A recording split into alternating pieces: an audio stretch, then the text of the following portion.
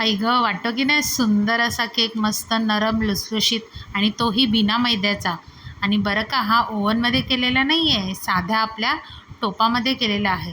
असा हा सुंदर बिना मैदा बिना ओव्हनचा केक मी आज तुमच्याबरोबर शेअर करणार आहे.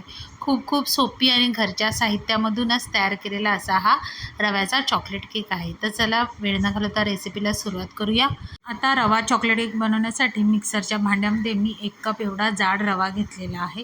त्यामध्येच अर्धा कप दूध, 1/4 कप एवढं तेल, 1/4 कप एवढं ताजं दही. दही मात्र इथे ताजं असावं, आंबट नसावं. 1/4 कप एवढं डार्क कोको पावडर घेतलेली आहे. 1/2 कप एवढी साखर घेतलेली आहे. आता छान असं हे मिक्सरमध्ये आपल्याला बारीक वाटून घ्यायचं आहे. आता हे छान वाटून झालं की एका बाउलमध्ये आपण हे काढून घ्यायचं आहे. आता व्यवस्थित मिक्स करायचं आणि रवा छान असा फुलून येण्यासाठी आपल्याला 15 मिनटासाठी साईडला ठेवून द्यायचं आहे. आता हे साईडला 15 मिनटं रवा आपण ठेवलेला आहे. त्यामध्येच आपण कढई जी आहे ती प्रीहीट करायला ठेवणार आहोत. आता इथे कढई प्रीहीट होते. 15 मिनटानंतर केकच्या बॅटरमध्ये आपल्याला बेकिंग सोडा आणि बेकिंग पावडर घालायची आहे. सोडा थोडासा ॲक्टिवेट होण्यासाठी मी थोडंसं 1 चमचा एवढं पाणी घातलं आहे आणि कट फोल्ड मेथडने केकचं बॅटर जे आहे ते छान असं फेटून घेतलेलं आहे. आता हे ज्या टोपामध्ये आपण बेक करणार आहोत त्याला खाली बटर पेपर लावलेला आहे आणि वरून हे केकचं बॅटर घातलेलं आहे. कढईसुद्धा छान प्रीहीट झालेली आहे. त्यामध्ये हा टोप ठेवायचा, झाकण लावायचा आणि 45 मिनटासाठी मीडियम गॅसवर छान असा केक शिजू द्यायचा.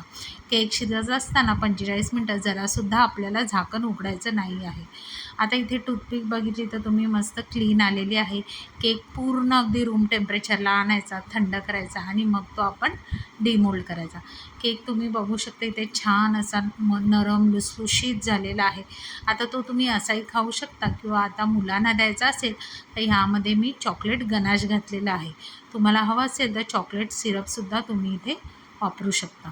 आता छान असं जे गनाश आहे त्याने केक जो आहे तो व्यवस्थित कोट केलेला आहे. वरती तुम्हाला आवडत असेल तर चॉकलेट चिप्स किंवा बदामाचे कापसुद्धा घालू शकता.